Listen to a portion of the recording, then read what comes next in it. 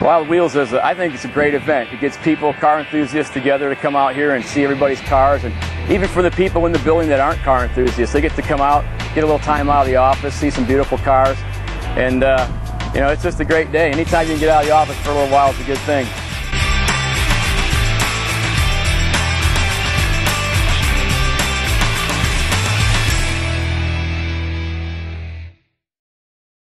It's a 1970 Dodge Challenger RT 383 4-speed car. Some of the challenges of taking a car like this back to full restoration is finding the parts. The quality of parts out there is limited because of the production numbers, first of all.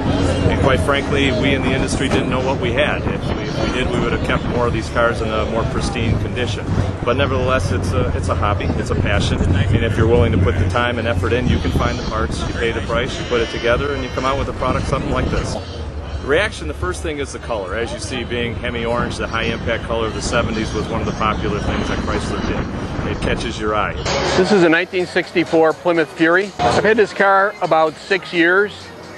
My son and I actually built the car. My son works here also. Biggest response is most people have had this car before. I mean, everybody's dad had one of these years because it was a pretty popular year in 1964 to have. The specifics on the engine are it's a 440, but it's a 60 over 440 with aluminum heads and roller rockers. It was dynoed at 546 horse. It's kind of a play off the old wedge motors that we have. You know, the 440 is sort of a wedge concept that we had, and that's basically a play off the motor concept, the wedgie. Instead of a Hemi, it's a wedgie. We bought the vehicle basically in the shape it was in. It was completely redone by somebody else, so we found it. We had a yellow one, 70 like this, a 70 Dodge Coronet convertible, and we traded that in or sold that and got this red one. We get a lot of people that stop us and comment about what a cool car it is. I think there's just something about kind of that Mopar era that people just gravitate to. Let's put it this way, it's the decision on what car is next is never mine solely. It's usually my husband's as well, and so far we've been married 7 years and he's owned, this is the 4th classic car that he's owned. So believe me, I don't think it's the end for us. I've been here every year. I've brought a 1970 Plymouth AAR Cuda, a 1970 Challenger RTSE 446 pack car, and I also brought my hand cycle that I ride around on sometimes that Dieter Zetsche thought was pretty cool. The fastest I've gone in any kind of a car that I've driven is 175. 171 in this one and 175 in a Chrysler product. Well, being a paraplegic, I thought it was a natural to have the paralyzer on the back of the car, and it's actually gotten me in trouble a couple of times. I had a lady come up to me once and say, "You arrogant rich guys don't know what it would be like to be a paraplegic or paralyzed." And I said, "Ma'am, relax, I am a paraplegic." Then she jumped all over me and said, "Well, then you ought to know better." It's like, you know, lady, lighten up a little bit. Life's too short.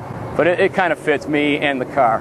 The 79 Dodge Little Red Express truck. It's actually the original factory name of the truck. I really don't know why they named it that, but that's what they called it.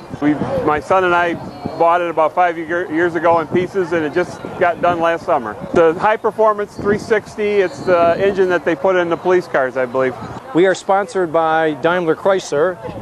We have a crew of about 7 different Daimler Chrysler engineers that come and they work with our students, mentoring them and helping them, giving them the technical engineering support so they can design and build a robot to play a game. The game changes each year. The game you're looking at this year was a game where picking up inner tubes and scoring them on a rack got you points.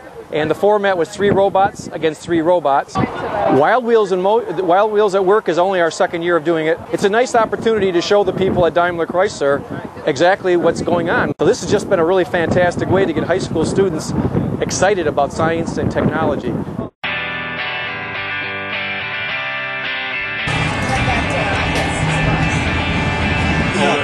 What do you think of it? Pretty good? Pretty good. Goofy if anything.